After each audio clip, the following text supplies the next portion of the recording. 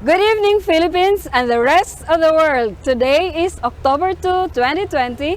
Thank God it's Friday.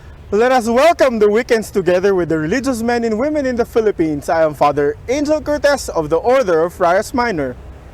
Join us tonight and be updated with the latest in the consecrated life, the church and society. I am Sister Happy Montecillo of the Daughters of St. Anne. We will be your companions in your new religious routine every Friday evening.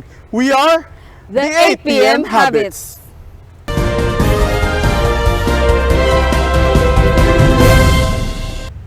Isa na namang special episode ang handog namin sa inyo ngayon while we continue our celebration of the season of creation.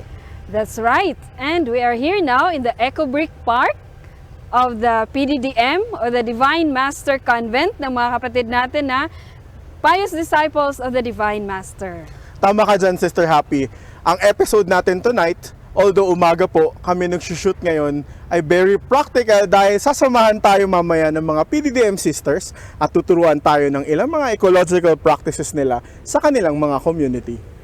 Pero bago yan, we have a special edition of the Religious Reports where we will see an exciting new partnership na sinimula na ng AMRSP recently. Para malaman ninyo ang ibig kong sabihin, let's watch this video. Forgive us for our shortcomings and cleanse our hearts as we learn and live your words and example. Father, bless our endeavors, especially today's meeting. May you guide us in our discussions and may you enlighten our minds in every decision that we make.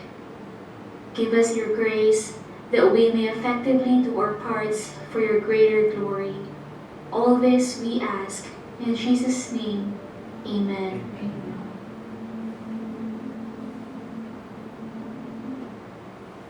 In the name of the Father, Son, Holy Spirit. Amen. Now let's listen to the opening remarks of Sister Happy Montecillo.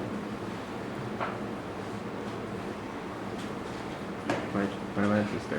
Okay, so welcome to our guests. Of course, it's nice to have Father Chelo and Sister Malin with us and to Sir Orlando and Sir Raymond from WeGen. Thank you so much for coming. So actually, also welcome to our guests, our viewers. And this is a nice opportunity for us in this season of creation that we ritualize something of our commitment as consecrated persons, our commitment to God's creation, our commitment to a clean environment, our commitment to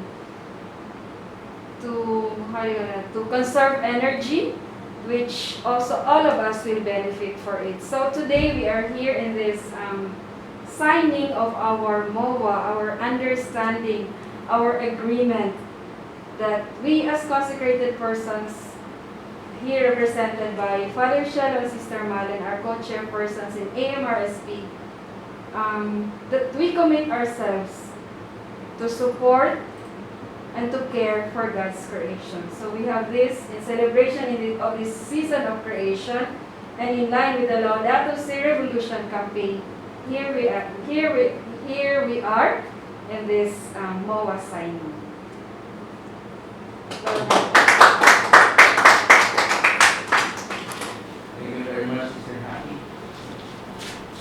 Now let's listen to Sir June Cruz from a representative from WeGen. We are very honored and humbled to be in this event this afternoon, and we thank in advance Father Chelo, Sister Malen, and on behalf of WeGen, we thank the whole AMRSP in joining us in this partnership. We know that the Holy Father has asked all of us in this current climate emergency to work together. And in working together, Cardinal Parolin of the Vatican said that inasmuch as individual promises and nationally determined commitments are good, it is not enough. And that the need is really a responsible, unprecedented, collective response. And we believe that what we're doing today is to respond to that challenge. that with AMRSP, with the different religious organizations, and different dioceses for that matter, with WeGen, that we can come up with a very responsible and truly unprecedented collective response in order to respond to this climate emergency. Again, from WeGen, Laudato Si, our heartfelt gratitude. Thank you very much.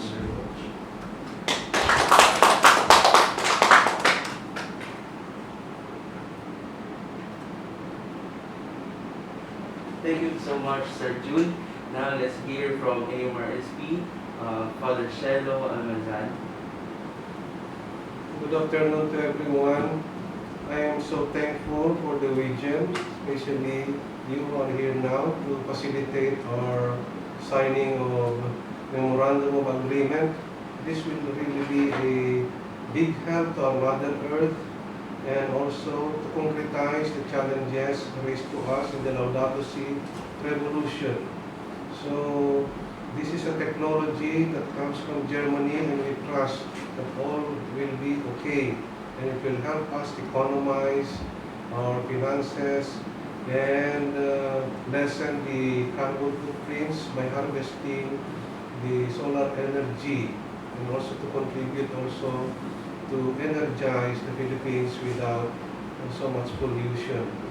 So we thank our brothers, sisters, and all those technicians that for offering us also terms that we can afford to sign. No? There are 3 terms, and I appreciate very much that this can be done even if we don't have cash out. We have no money. So we usually chose the no cash out because as of now, in this time of COVID, it's very hard to give out some more money. You know? So thank you very much for this company, for this WeGen, for offering us to facilitate our response to the Laudato Si of Pope Francis. So sister cannot talk because he cannot really say something. He's old, so he's dumbfounded because of this technology. Okay. Okay. Thank you very much. Maybe we can also hear from Sir Fernando Alparce. Thank you very much for inviting us here to be part of this, at least as far as I'm concerned, not just a celebratory ritual, but something historic for me personally. As I was walking in, and then I first met Father Shelo, I was telling him that in my very earlier days, I am an ex-seminarian, June is an ex-seminarian. My first serious calling while I was in the minor seminary, as I was towards graduating from high school, was a calling towards the Franciscans. So I have always held it very close to my heart, the spirituality that has always been at the forefront towards ecology. So these moments for me are like full circle. It draws me back to not just profession, not just work as a profession, but more like a calling back to ministry. So thank you so much for the opportunity to be partners with the AMRSP in moving forward towards the bigger frontiers of advocacy such as ecology, sustainability, and clean energy. We are very glad to be partners with you, through which we really hope that we can spread more and invite more people, form a community around sustainable development, and part of which would be clean energy. Maraming salamat. Thank you very much. Thank you very much. Now, let us proceed with the climax of this event, the MOA signing form.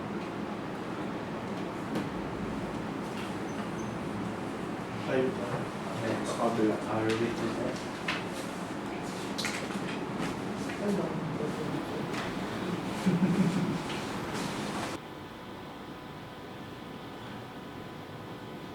Full.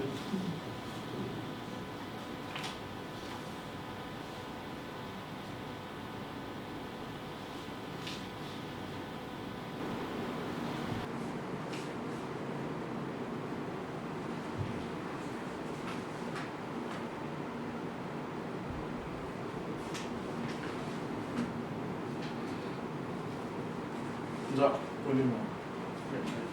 Okay. Para sa gitna galing.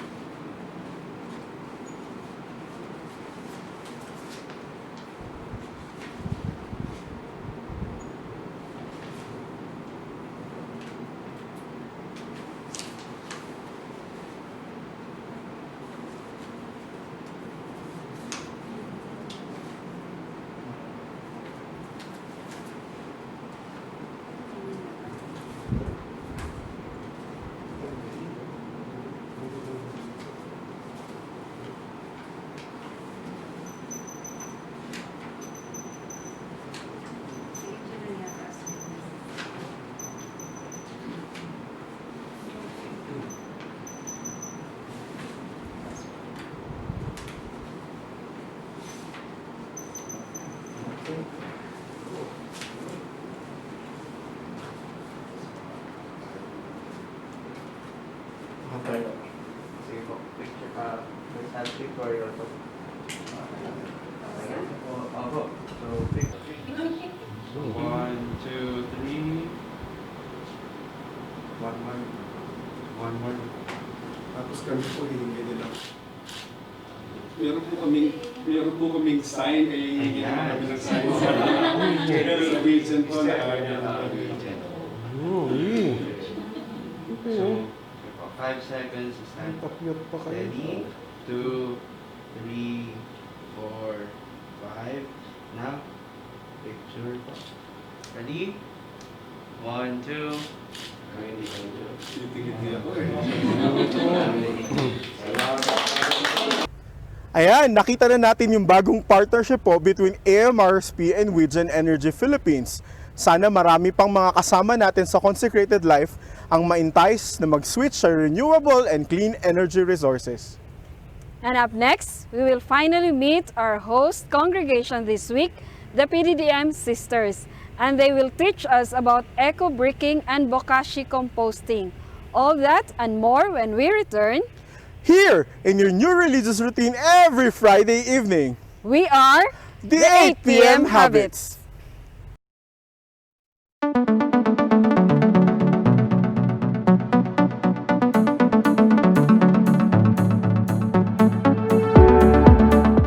Nagbabalik po ang 8 p.m. Habits, and we are still on our special episode of the Season of Creation. Makakasama po natin si Sister Mary Delcanoy ng Pious Disciples of the Divine Master. Alam natin na ang PDDM ay sikat sa kanilang malikhaing paggawa ng mga liturgical vestments at sa kanilang liturgical environment. But this time, they will teach us how to make eco-brick. Yes, that's what Sister Mary Death will show us today of how to do this eco-bricking. But before that, Sister, I would like to ask po, what is the charism of your congregation? How did you come up with this eco-bricking, Sister? Okay. Our charism, we call it our threefold apostolate, but it's actually an integration of the three: liturgy, Eucharistic, and priestly apostolates. No? So this eco-bricking falls under the Eucharistic under our Eucharistic spirituality, because of the social dimension of the Eucharist, no? And this eco-bricking is our way, a simple way of caring for the environment, no? As a moral response to our ninth general chapter. Okay. A while ago, sister, when you greeted us, when I asked you spontaneously, how did it start? You mentioned about general chapter, sister? Yes, for the first time, our sisters representatives all over the world, they discussed the JPIC, Justice, Peace, and Integrity Operation, and that's why here in our local province, during our third provincial chapter, we have this. We come up with these ways of how to care for the environment, and eco-bricking falls under recycling. Now, recycling is supposed to be the last resort in handling solid waste, no? Because if we faithfully practice this waste, so we can only have gathered few plastics for eco-bricking, because recycling is not good. Actually, that's why here it's the last resort, no? Because sometimes when we recycle, we use natural resources to process again something, but it's not good for the environment. That's why eco-bricking is a good way of recycling. That's why because we don't need anymore to process it. We only have to use our manual resources, no? So before you will teach us how to make eco-brick, what are the materials that we need? So our audience will know when they plan to make eco-brick. Okay, here, our sisters in the formation, they will show you along the way as they demonstrate the steps, no? And first of all, when they entered, they will be given an eco-brick set, no?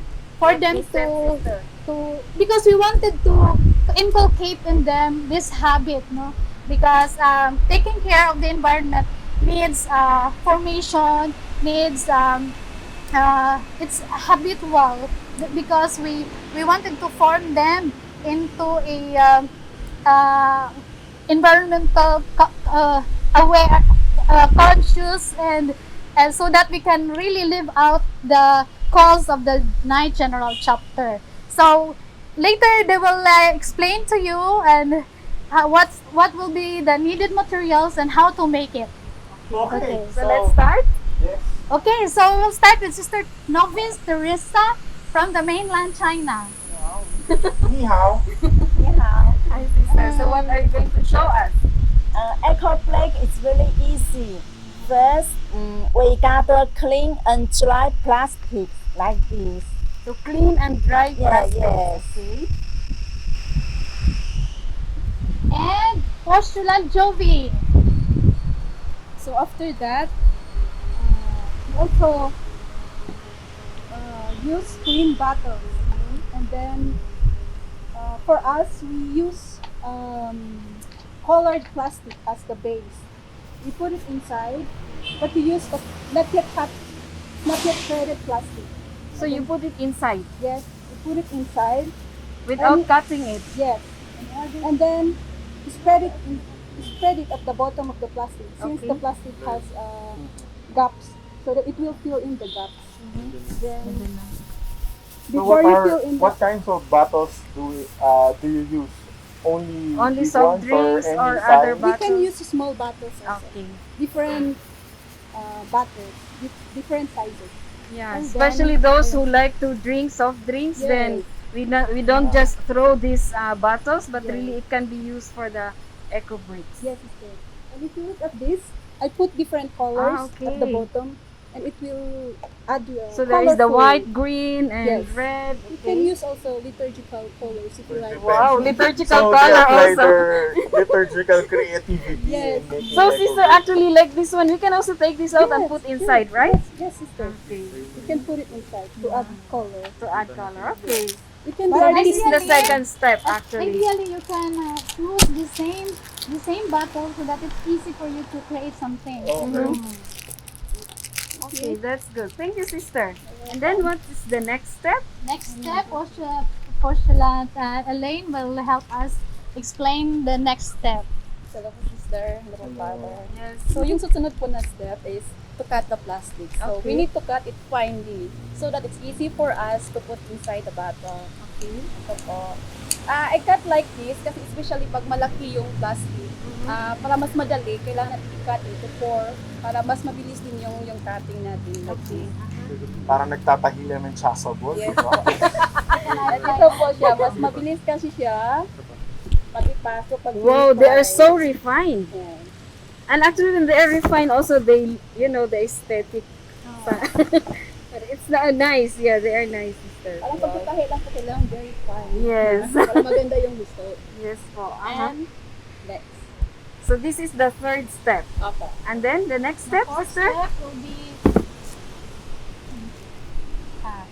will be discussed to us by Postulant Joyce. So, sister and father, it's not enough to just fill in the bottle, no? So, you need to make it sure that it's compact, it is put tightly.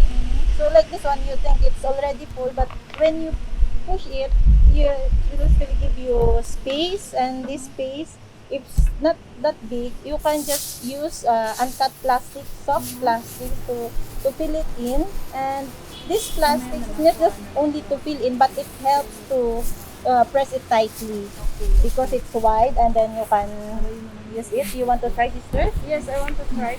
You want to try? Yes.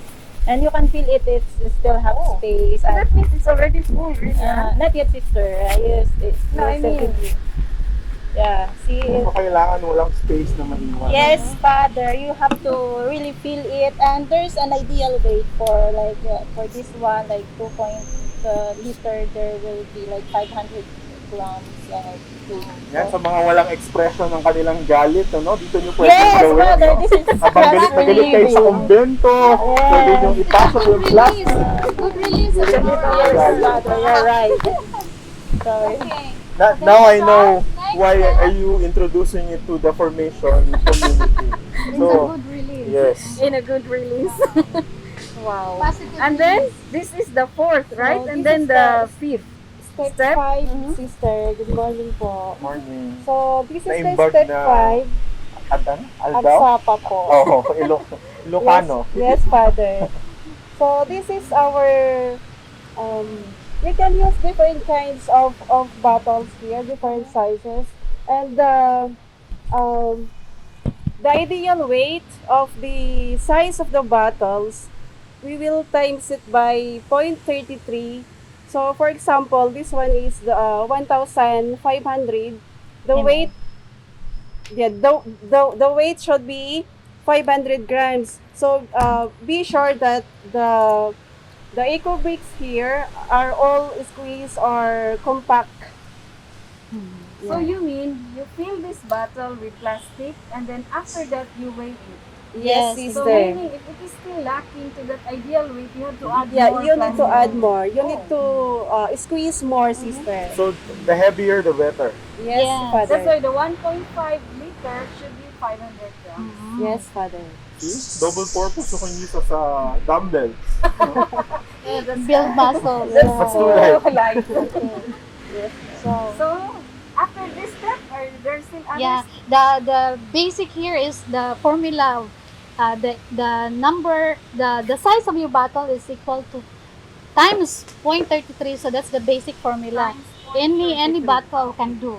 So Okay, for the last step, we have Novice Lala from the Pacific.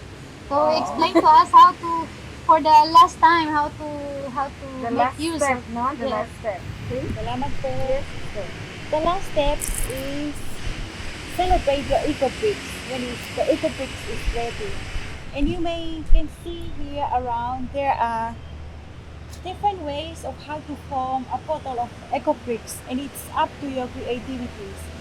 As I mentioned before, you can use different size, different, for example, bigger one or a smaller one, and then you use this one. glue gun. What is that, sister? To Glue attach gun. one bottle to another? Yes, it's Okay. up to your, And you can make form. you make form as either square or a circle. And of course, you may make a Christmas tree out Wow. from eco bricks, and it's up to your creativity. You can So you in can that do Christmas tree, sister, we need plenty of Yeah. plastics. it as but much as you can. And it will take, I think, a year, sister. I think so. So after that one, you may display. You can see around Yeah, here. like Either what like we this, use when we or see around. decorate your curtain, or you may make a furniture out of it, a chair or a cushion or a bed. Yeah, out of the eco bricks. So for us, eco bricks is very easy and it's very helpful. Thank you. Yes, Thank you, so sister. you see, part of the formation is already Yes. how to, I mean, to, what I wanted to say is that part of the formation, eco-bricking is part of the formation, but it's not only eco-bricking, it's actually to be concerned of the environment. Yes. So, So sister, actually before we make this one, we make use of our plastics. We make altar of repose and crib also before we make them here. We put Oh. up them here. see? So we gather some, so we make it an altar of repose and crib. No? Wow. So that's why it's up to your creativity, no? Because eco-bricking is really important, no? So that we will not just throw away our plastics Yes, in the sister, dump sites, and then they will just we see many yeah, plastics, many and then fish in the already dump that- sites you will just burn it, and Yes. and what would be the negative impacts of these plastics? No, it will create more harm to the environment. No? What do you think is the effect of this eco-bricking, eco-brick making in your province in general? First of all, this is formative, no? This is a formative. It will this creates habit, no? And this is when we create or practice, if it's habitual, then it will be one will grow in virtues, no? And then this would this if we grow in virtue, then we can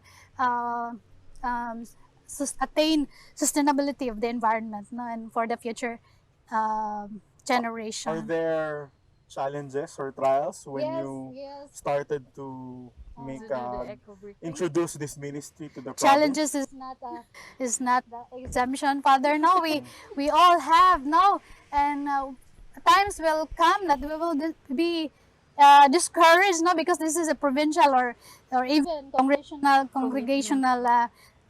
kind of way of how to handle our waste. But sometimes because of the other sisters were very busy, so we cannot do our personal responsibility and how so but that's why it's how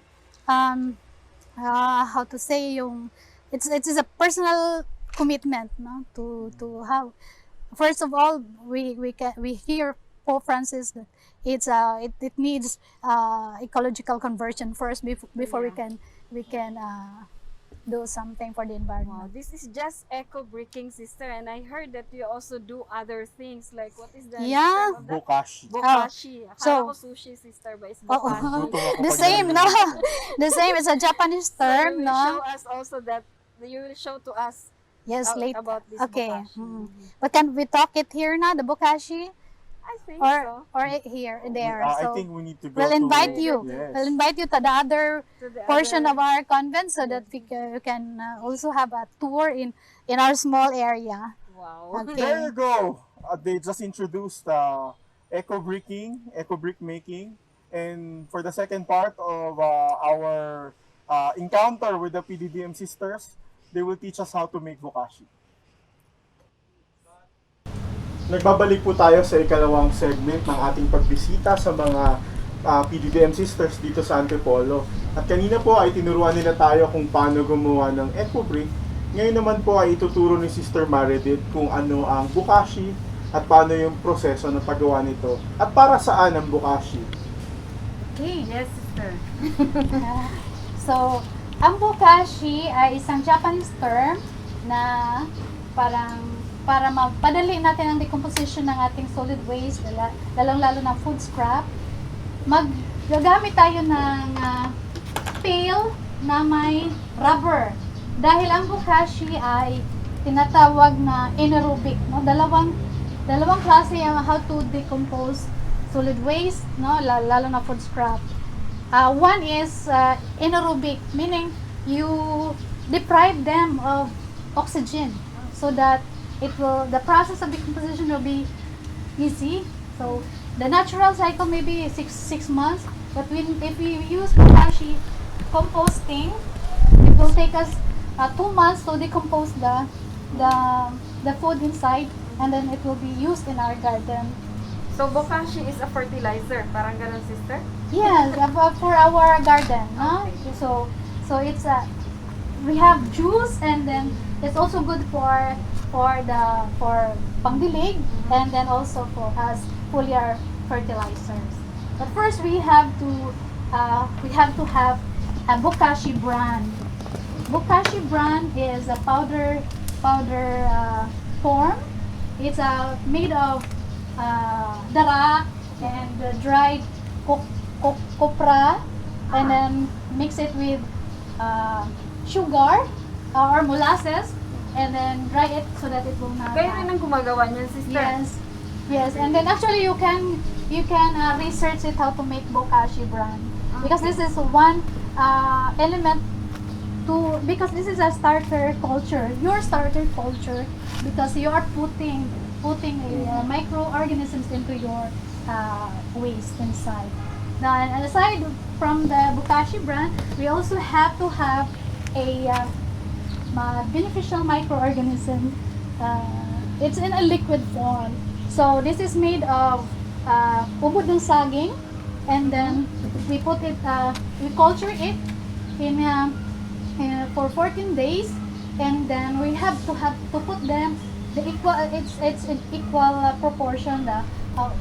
For example, you have 10 kilos of your ubod ng saging, and then 10 kilos of your molasses also, or 10 liters, and then you leave it, and after 14 days you can harvest it, and then squeeze the residue, and then the liquid form. You have now that beneficial microorganisms, and millions of microorganisms are in there in your BMO. And so it's a mother now. Para kang you make a yogurt, it's a mother culture.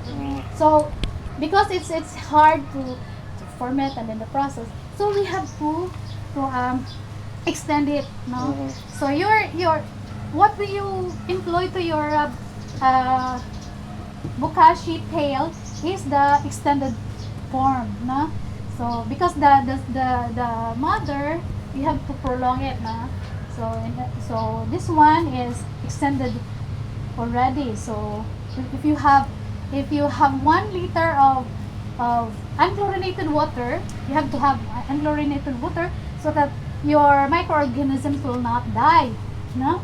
So the unchlorinated water is okay if you get it from your faucet, and then leave it for a day so that the chlorine will just expose. It can be also a rainwater system. Yes, can be the rainwater.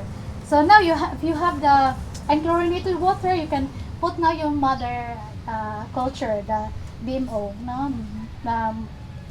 Some others call it indigenous microorganism culture, no?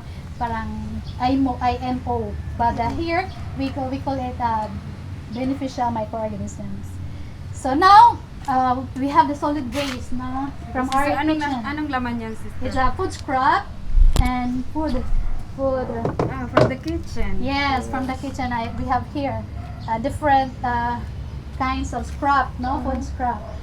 And you know, sister and father, our solid waste is the number one pressing issues in the Philippines, and in fact all over the world, no? And then that's why we need to, if we know how to compose things, it's also good for our garden, no? So we will have an organic vegetables now later. And so how to apply the brand and the BMOE here. So we put the a scoop of Bokashi brand at the bottom, and also the BMOE. Just sprinkle it, no, and then put May the measurement ba yan, no sister? need to Wala. measure, sister. Ah, okay. So, lagay lang ng lagay. Yeah. What is important Pero here that dami you yan, mauubos ka agad. what is important that you have parang starter culture, no? So that Pero ito mga tira-tira na to, ito yung mga biodegradable, yes, no? all Kasi here. usually Balat we ng separate them, sibuyas, no? balat ng sibuyas, Lahat. kalamansi. Lahat ng biodegradable, Pati even yung mga tirang kanin. even if, you can also put your cardboards, your papers here. Ito rin, sister, di ba? Ano din? Can be, but we will give it to the pigs. Okay. So, Our organic pigs. Okay. So, make sure that you have your BMOE and your brand, and then the ideal length of that before you were making lasagna. So, parang layer. That's the ideal, no? 3 inches you can do, and then you put this kind. the mixture, okay. And then hanggang Mapuno. mapuno siya. And So, then, So, meaning, sister, eto, ganito, nasa kusina, tapos bago Yes, this one, lagyan ng mga ganito. our sisters and our formans, they knew how to take the where to get the pills, and then all this one. We're all Tapos pag puno oriented na, already. sister, do you need to squeeze? Oh yeah, we have to squeeze this one so that there para will be no punong-puno talaga. oxygen. Okay. So, kasi ang crucial ito pag may hangin, meron siyang mga maggots na makapasok. Okay. That's why we have to have A rubber cover. Rubber talaga. lid. So, gano'n naman katagal natin i-stock yan, sister, bago maging bukas? Good question, Father. This is for 14 days. We will let it ferment for 14 days. And within that 14 days, you can harvest your bokashi juice. Ganito na. So this one na. Bokashi juice, and then that's why it has a faucet here, no, so that it will have you can just harvest your bokashi juice, and then your bokashi juice, so that it will not have a foul odor, you can put molasses, agricultural molasses, not the baking molasses because it's very expensive, but the agricultural molasses you can buy it in a cheap price. So, ano naman po ang purpose ng bokashi? Saan ito pwedeng gamitin? Ano yung naitutulong niya pagdating sa, sabi nyo kanina, no, parang fertilizer? Yes. So, This one, further inside the solid form, we will baon it. No, we make how to say? Ibaon. Ibaon, no? And then it's good to cover it with soil, so that it will not have a foul odor. And the liquid form, and then you can harvest it ideally for a minimum of 2 months, no? And or you can plant directly to where you place the bokashi, and then bokashi scrap na, and then so this bokashi juice is also good for your dilig, and also for your foliar. Really fertilizers. Fertilizer. And it makes the Pero soil organic also fertile, talaga. Organic. And also you have to ferment this because this is acid. So if you will put it directly to your plant, your plants will die. So you have to You mix it with water again? No. yes, unchlorinated water, and then dilute it with unchlorinated water. Okay. And I have also put some molasses, so that the molasses will be the food of your bacteria inside.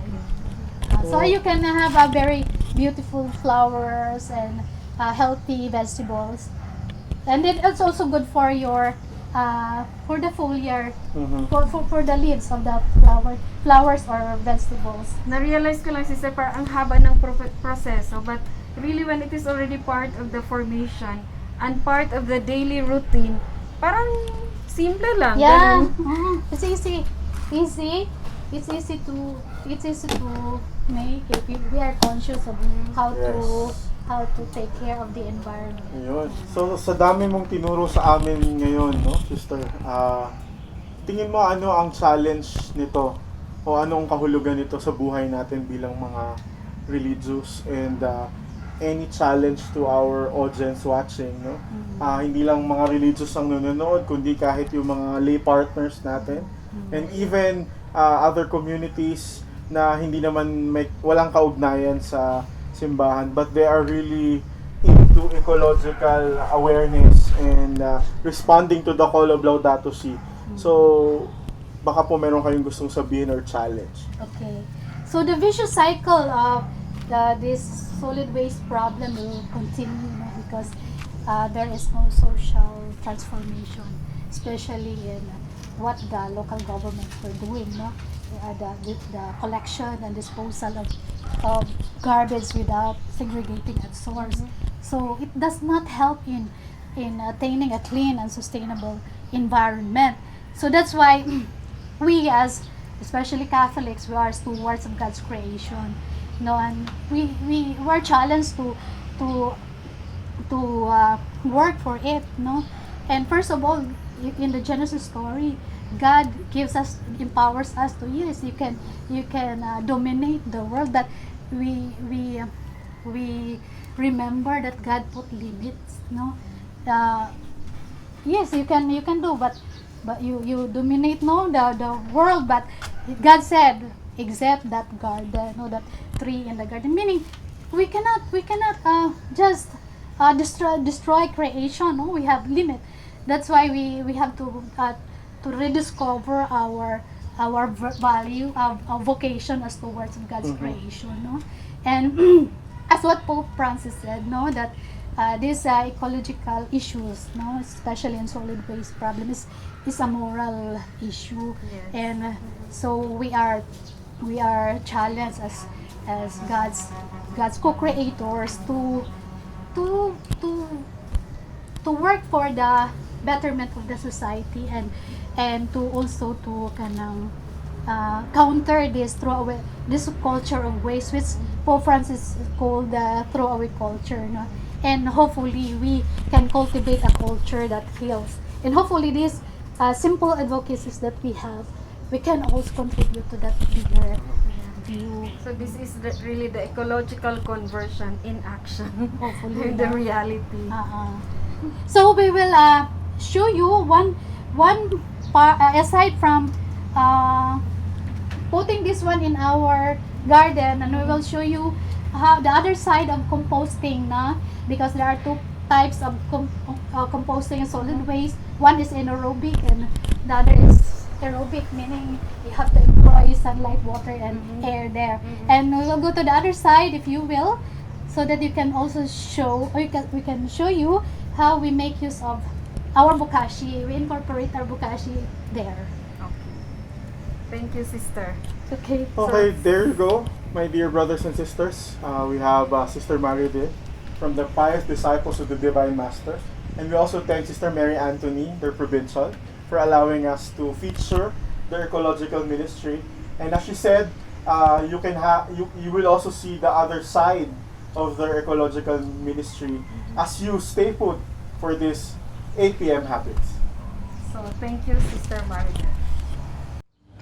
So sister, nabanggit mo kanina na may dalawang klase ng composting, and sabi mo ipapakita mo itong isang klase. Yung kanina ang tawag natin doon? Anaerobic. Anaerobic. We deprive Ito of ay oxygen. Ito naman is aerobic, meaning we have to have sunlight, air, and water here. So it's so that the decomposition process will go on. So this also where our bokashi goes, so that it will become the starter culture of our shredded leaves. So, paano po yung process nito? So we cut this, the twigs, the leaves, everything. You can put it here, and then the branches. If it's one inch diameter, so you can cut it here. So now we have. Kagaya nito, sister. Yes. So dito. And, but we have to have. We will remove the other sides, so that it will be It can fit here. Okay. Oo. So for the twigs here, and then for the leaves in this funnel, no? So sinabi mo sister, mas maganda pag presko pa. Yes, because it's Easier. It's easy. And green leaves are very rich in nitrogen. Okay. And the brown leaves are rich in carbon. Carbon also. If it's good composition for our composting. And we have the bokashi, so it will decompose You mix it with bokashi. easily. Oh, So here we have here the how to say this one. Compost. So compost already, and it's ongoing. It will age, and then if it's you can sense that it's ready to be applied to your plants, because it will not if you feel it's not hot anymore, Okay. because the nitrogen and the carbon will make your compost. Ilang days po yun, sister? This one is natural. This is aerobic, so maybe 4 to 5 to 6 months. So we can harvest it. Pero okay lang naman, sister, kasi hindi naman maamoy, di po ba? It will, after few months, the amoy of the bokashi, it will go away, no? After, because of the presence of the nitrogen in there. So it will not have a foul odor in there. Okay. Salamat. Maraming salamat, Sister Meredith. Okay. Really, Thank you. Happy to share it's also encouraging na, yeah, it's possible. We need to invest, but we invest for something good. And it's Yeah. possible. for the common good and Yes. for the future generation. Thank you, Thank you, sister. Okay.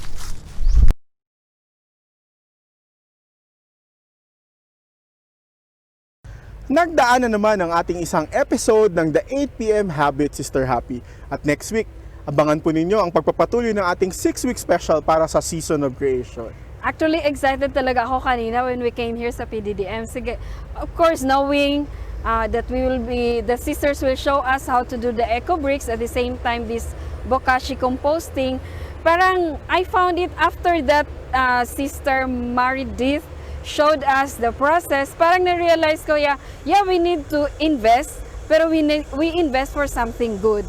And parang nakikita ko rin yung proseso ng ecological conversion, and it's real and it's possible. Ako, simple lang ang realization ko. Iba talaga kapag actual at hindi teorya. Yes, Kaya sa mga religious na nanonood ngayong gabi, ito po ay isang example lamang para ma-enhance natin ang ating mga ecological ministries. Yes. So, ano pa bang aabangan nila next week, no? Abangan nila yung tandem natin ng Jesuit Communication, With the OPNE. Office of Promotion for the New Evangelization. At syempre ang AMRSP, ang isang konserto na, Ano yan? basta yun na po yun. Abangan nyo po sa susunod na episode. Huni ng Sangnilikha. Huni ng Sangnilikha, ayan. And join us again as we bring to you the latest from the Consecrated Life, the Church and Society. I am Sister Happy Montecillo of the Daughters of St. Anne. And again, mula po dito sa Divine Master Convent sa Antipolo City, I am Father Angel Cortez from the Order of Friars Minor. We have been your companions in your new religious routine every Friday evening. We are The 8pm Habits.